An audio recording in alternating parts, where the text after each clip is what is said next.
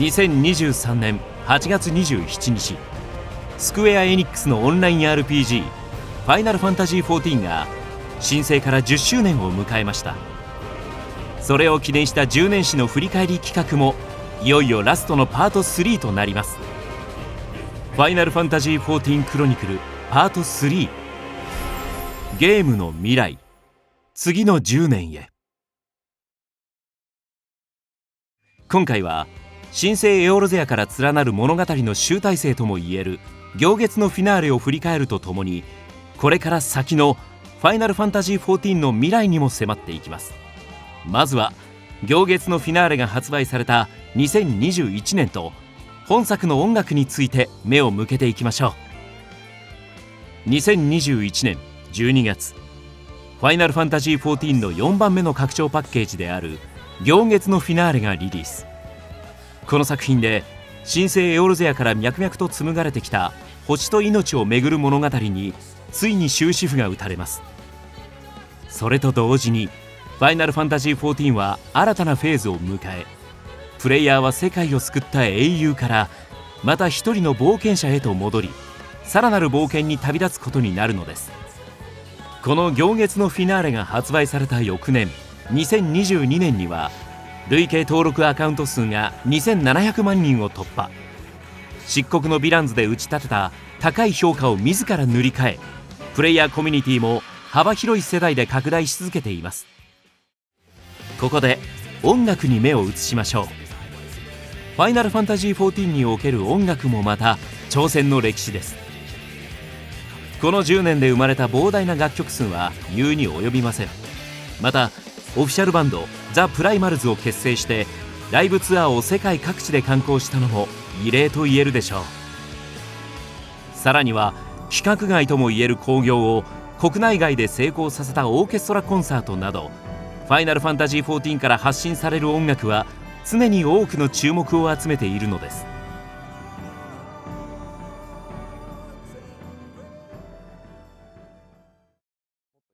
ゲームエクスペリエンス、ゲーム体験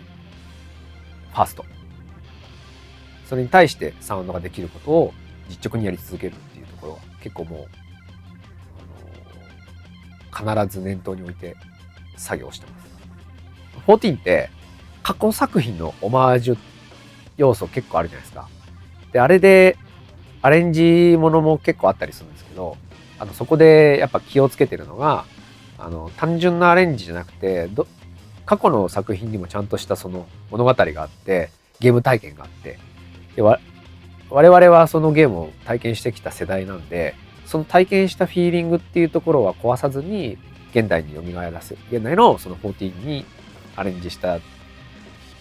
楽曲を再現するっていうところは、当時のゲームフィールをやっぱり大事に再現してる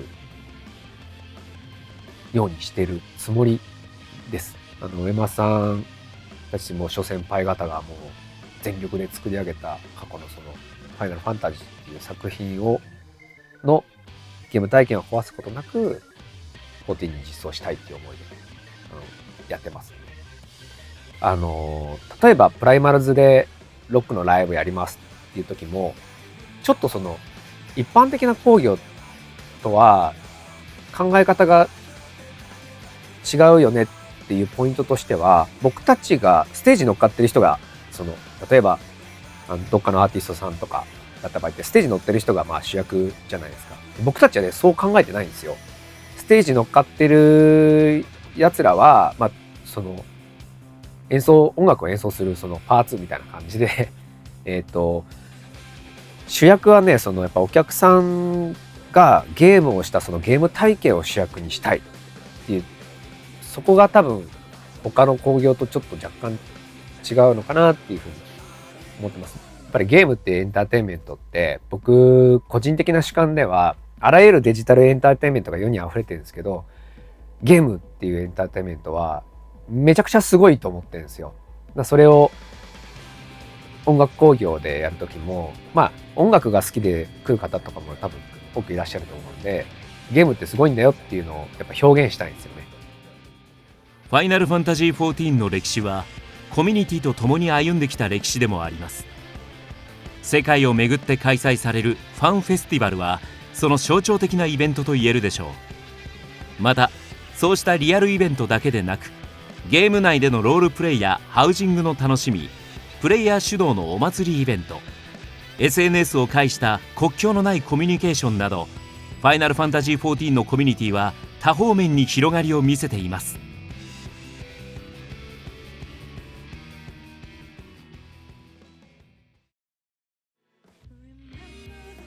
やっぱりどこの国の方、どのリージョンの方もなんていうんですかね、結局のところみんな同じような感じではあるんですけど、特にファイナルファンタジー14が日本のゲームだからとか、世界で展開してるからとか、あんまりそういうことは意識されておらず、各自の皆さんが自分たちのゲームとして捉えてくださっていて、で特にそのファンフェスティバルのような場所で出会うと、我々とプレイヤーの皆さんと、立場は違えど同じ空間を共有して一緒に育てていくものとしてどうしていこうかみたいな、すごい熱心な情熱は感じています。グローバルだからとかリージョンがいっぱいあるとか国がいっぱいあるからっていう特別な苦労はそういう意味ではないかもしれないですね。皆さん同じことを期待されていて、そのファンフェスが来れば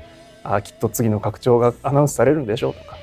次のアップデートはどうなるんでしょうとかいう新たな期待が寄せられてくるので、それを漏らさないように、どこの国であろうがリージョンであろうが漏らさないように集めて、適切に開発チームへ伝えるというのがやっぱ運営チームとしては最大のミッションなので、そこをどううまいことスムーズにやるかっていうところが工夫のしどころですけど、特別に国が多いからって言って困ってることはあんまりないかもしれないです。でやっぱりファンフェスティバルっていう場所はすごい特別で、全員同じことを思ってる人の何千何万っていう集団があそこに一時的に形成されるじゃないですか。でゲームやってりゃそんなものは当たり前なんですけど、やっぱこれはすごい特殊なことだと思っていて、で類似のものとしていやいや有名なアーティストの音楽コンサートも同じじゃないって思われるかもしれないんですけど、確かにそうなんですけど、あれはそのアーティストのファンの集合体じゃないですか。だけども14の場合は MMO 空間っていう生活の舞台を共にしている人が来るので、その方や世界を救っていれば釣りしてるだけかもしれないし、武器防具をひたすら生産してるだけかもしれないっていうようないろんな要素を持ってるけれども、14っていうでっかいくくりでみんな同じ船に乗ってるっていう人たちが集まった空間のパワーたるや、凄まじいものがありますよねっていうのはやっぱり大きい衝撃でしたよね。で回数を重ねるごとに我々もやっぱりなるほどと分かったことも多くなってきましたから、それを最大限みんなでお祭り詐欺できるような祭典としてファンフェスの場を作るようには工夫してきたとは思います。僕の仕事としては、武器とか防具を作るにあたってはやっぱパラメータの部分っていうのがプレイヤーの皆さん一番気になるところだと思うんですけれども、そこは、大部分を、バトルチームの方が担ってるので、どっちかっていうとそれ以外の武器や防具ではないものに対してなんかいろんな工夫をすることが僕の仕事の楽しい部分だったりはするので、そういうところで、手を変え品を変えいろんなことをやっていきたいなと思いながら、もう10年経っちゃったんですけど10年作ってる感じですかね。プレイヤーの皆さんが果たしてこれを本当に使ってくれるのかみたいなのは結構なんか心配だった部分もあったんですけれども、意外と楽器をやる方っていうのが出てきてくれて、自分のコミュニティ内でなんか演奏会やりますよとか、あとなんか自分たちは結構4人ぐらいの演奏をベースで考えてたんですけれども、もっとたくさんので演奏してる人とかもなんかいたりするのを見たら、なんかやってくれてよかったなっていうのはすごく思いました。ですね、みんなでやっぱり記念撮影はしたいし、ただ、他の人の時間をそのまま取らせるのもっていうのもあって、その辺をいい感じにするのはどうすればいいのかなっていうところとかもやっぱり問題点としてあったと思うんで、いわゆるイベント状態にするっていう感じなんですけど、機能に入った瞬間にその直前にそのキャラクターたちが行っていたエモートであったりとかアクションとかを一応記憶しておいて、モードに入った瞬間そのキャラクターをコピーして配置して再生するっていう風な感じのをやって、疑似的にその場にさも自分たちがいるっていう風な感じを作り出している感じになりますね。もともとやりたいっていうのはあったわけなんですけど、もともとのそのゲーム開発初期設計に含まれていないっていうのもあって、すぐにできるではなかったっていうのが、現状ではあって、要望リストみたいな感じで上げておいて、手が空いた時に調査してやれないかみたいな感じのをやっていった結果、本当にマイパッチ少しずつ手を入れてここまで積み重ねてきたみたいな状態になってる感じですね。本当にすごいいっぱいカスタマイズをして遊んでくれてるのはありがたいなっていうのと、それを踏まえてこれがもう少しこうだといいのにっていう声も合わせてあげてくれてるので、その辺は本当にありがたいですし、だからこそ昔別のところでも言ってたんですけど、プレイヤーとのキャッチボールができてるのかなっていう風な感じで、ちゃんと我々も声に対して応えていくっていう意識を持ってマイパッチ頑張って実装してる感じですね。長期運営のオンライン RPG 開発において重要なのは、開発スタッフ間のイメージの共有と、その作品ならではのイズムの継承でしょう。ファイナルファンタジー14の在り方を DNA に刻み込んだスタッフたちが、作品を守るだけでなく変化を与え続けるのです。その最たるものとして、すでに新たな拡張パッケージが発表されており、この先の10年を見据えたグラフィックスアップデートの準備も着々と進められています。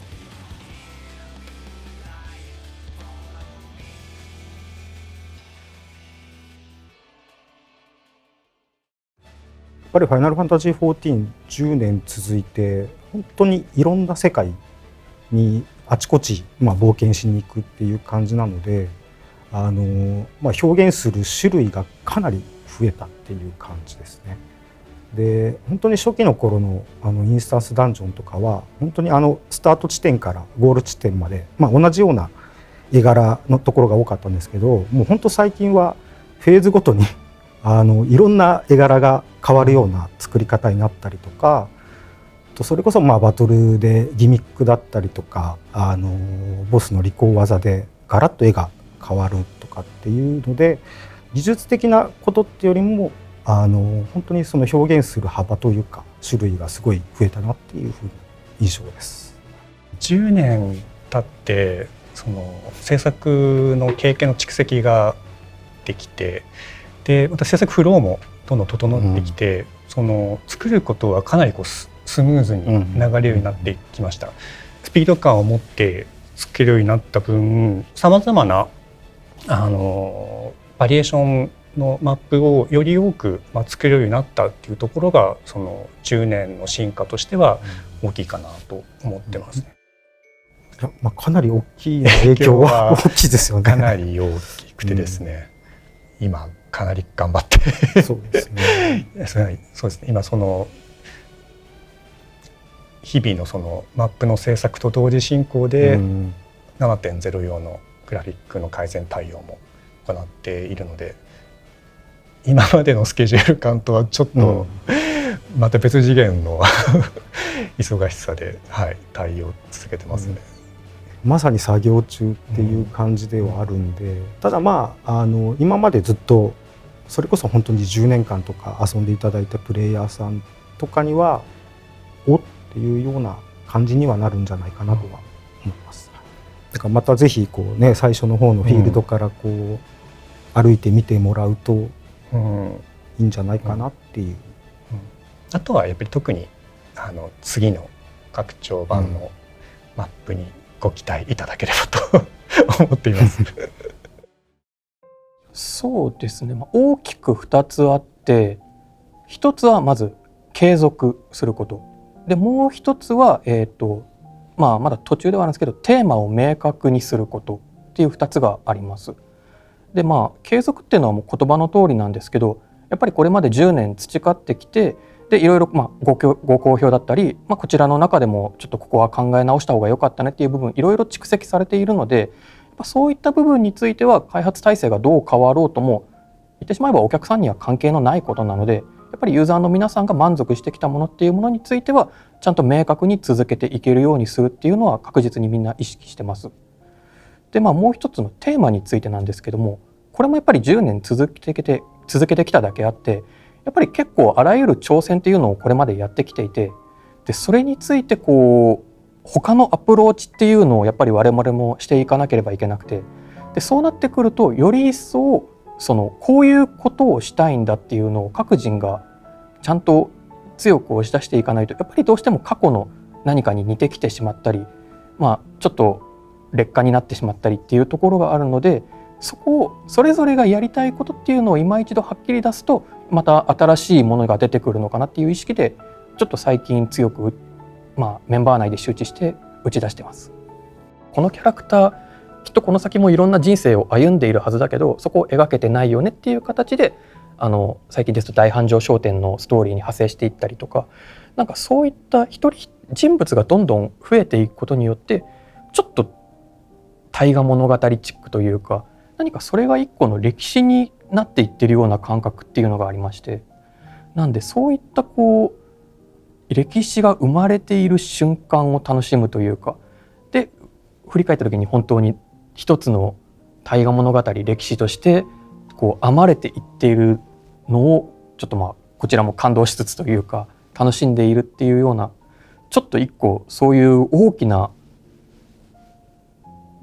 川というか、やっぱ道を一緒に進んでる感っていうのはすごい楽しいですね。やっぱり今までファイナルファンタジー14ってサービス開始からもう10年経っていて、でいろんな方に好評いただいてるものだと思うんですけれども、やっぱりそこまでにやっぱり BGM に関してはもうソケンさんが積み上げてきたものっていうのがあるんですね。なんでそのソケンさんが今まで積み上げてきたものを大切にまずはしなきゃいけないと思ってます。でその上でもちろん同じようなやつ、同じような曲を出していったらプレイヤーの皆さんももちろん飽きてしまうので、そのチャレンジできるところはするけど、その積み上げてきたものは同時に大切にしていくみたいな、そういうスタンスを取りたいなと個人的には思ってるんですけど、この先って多分14、それこそ7.0でグラフィックアップデートとかどんどん進化していくと思うんですよね、ゲーム自体が。でその進化に合わせて多分僕らも僕らが単体で進化するんじゃなくて、ゲームが進化するに合わせてそのグラフィックとかその空気感とかで僕らが引っ張られていくような多分形になる気がしてるんですよね。リアルになるにつれて多分14の楽曲ってまたちょっと変えていかなきゃいけないと思うので、それにちゃんと対応できるように準備をしておかなきゃいけないなっていうふうに思ってますね。短い時間で何の音だ、これは炎の音だとか、あるいは闇属性の何かだみたいな風に認知してもらうために分かりやすい、伝わりやすい音を短い時間で届けるっていうのが、すごく効果を作る上で大事なことかなと思ってます。その上でやっぱりコモンセンスというか、一般の、皆さんがこれを聞いたらこれをイメージするみたいな認識っていうのをインプットすることを日頃から重要視して生活してるって言ったらあれですけど、そういった感覚は常に鍛えるようにしてますね。10年前のもうゲームではなくて、常に最新のゲームを作ってるような気持ちでずっとやっているので、その制限はあってもやっぱ世界で一番快適にサウンドが聴けるような MMO にしたいと思ってやってるので、今後もその進化することとか挑戦することとかに怯えずにやっていきたいなと思ってます。一番認知されていただけてるかなと思う音としてはシャキ音というか、マッチングした時のシャキーンっていう音ですかね。まさに申請の時に必要なサウンドだったので、入社して1年目ぐらい申請作ってる時にソケンさんに振られて作った音なんですけど、今でもなんていうんですか、シャキ音みたいなあだ名というかまでつけていただいて、本当にゲーム中すごく目立つ音なので、自分の代表する S になったかなと思ってます。事業の面もそうですし、あと組織としてもすごく大きく成長した10年だったなと感じてます。例えばフリートライアルとかってこうわりかし14に関して言うと出し惜しみなく拡大を続けてきていて、初めこうレベル35キャップ14日っていうところから始めてたと思うんですけど、その後はどんどん拡張してるかと思うんですが、ああいうところとかは施策としてもこう前例を破っていくっていう意味だと面白いチャレンジだったと思いますし、手応えもあった感じですかね。14の中の体験とかそういったものがこうみんなの共通の思い出になるといいなと思ってまして、例えばちょっと数年後どっかで会話を交わす時とかにこうあの時あんなことがあったよねとか、あれすごく苦労したよねとか楽しかったよねとか、そういう思い出のこう共通の基盤としてなってくれるといいと思ってますし、そうなることによって、我々としてもこう事業としてこう成長できた分っていうのを世の中が変化するみたいにゲームの外も中も変化できるようなところにこうどんどん回していって、でよりそこで新しい思い出とか体験が生まれてまたそれがこう次に続いていくみたいないいスパイラルが作れるといいなと思ってます。僕はもう単純に世界中一人でも多くの人がファイナルファンタジー14の世界でゲームは楽しいな、毎日楽しいな、このゲームログインするの楽しみだな、コンテンツがなくなったとしても仲間に会いにだったり、逆に風景見るためだけにログインして、もう何をやってってくれてもいいからこの世界いいなって思ってもらえるっていうのが続いていることというのが願いではなく僕が目指すものだし、僕がやらなきゃいけないことだと思ってるんで、それが全て。ファイナルファンタジー14クロニクルパート3、いかがだったでしょうか。さて、ここまで皆さんと振り返ってきた申請からの10年、それは誰も想像できなかった一つのゲームの奇跡でありました。でもこれはまだまだ過程に過ぎません。ファイナルファンタジー14はすでに次の10年を見据えて動き出しています。これから先、この作品は私たちにどのような世界を見せてくれるのでしょうか。そんな期待に胸を弾ませながら、これからも冒険を楽しみたいと思います。それでは皆さん、良き冒険を。